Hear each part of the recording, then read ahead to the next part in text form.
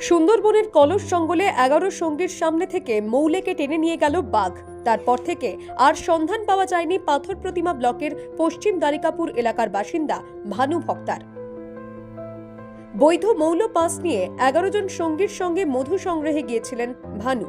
বুধবার সকালে নৌকা থেকে নেমে কলস দ্বীপ সংলগ্ন জঙ্গলে সবাই যখন মৌচাকের সন্ধানে ব্যস্ত, সেই সময় আচমকাই একটি বাঘ ভানুর উপর ঝাঁপিয়ে পড়ে।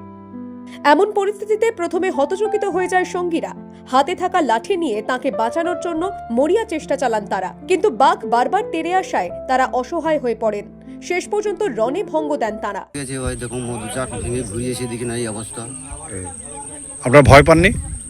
ভয় সব লেগে আছে, কিছু তাড়িয়ে যায় আপনি দেখি সে দিকেই নেই, অনেক ভিতরে চলে গেছে। খেতে পোকার খেতে দিলে বাড়ি আমি মৌ ধরতে যা ঘুরে ওকে টানা বাঘ ধরে নিয়ে বাড়ি যাচ্ছে। তারপর আমি কোনো হইতে পারিনি, অনেক চেষ্টা করলাম, ছাড়াতে পারলাম না। আপনার নৌকার পাশ ছিল? খবর পেয়ে বন দপ্তরের কর্মীরা ঘটনাস্থলে পৌঁছয়। শুরু হয় তল্লাশি। লাগোয়া জঙ্গলগুলিতে দীর্ঘ অনুসন্ধান চালিয়েও ভানু ভক্তার কোনো খোঁজ মেলেনি। একদিন অপেক্ষার পর শেষ পর্যন্ত হতাশ মনেই বাড়ি ফিরে আসেন সঙ্গীরা।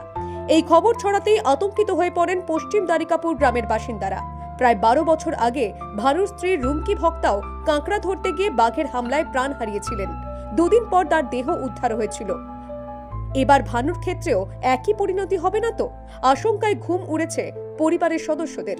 Bureau report, the wall news.